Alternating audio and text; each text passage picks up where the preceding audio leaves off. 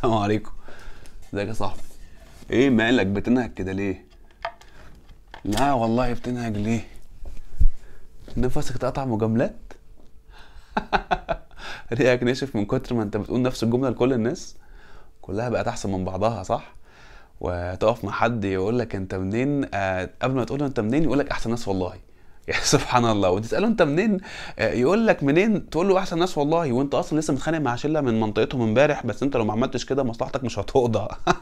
يا اما تبقى بتعنصر او تكمل خناقه امبارح عادي صح. مم. معلش، انت اللي عملت في نفسك كده. معلش. آه. بص يا سيدي، زي ما بنعمل كل مرة، هتفرج. بس هتفرج لما نعرف ان ربنا سبحانه وتعالى ما بيجاملش حد.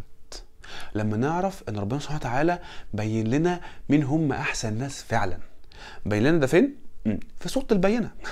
ربنا سبحانه وتعالى بيقول في سورة البينة: أعوذ بالله من الشيطان الرجيم، بسم الله الرحمن الرحيم، إن الذين آمنوا وعملوا الصالحات أولئك هم خير البرية.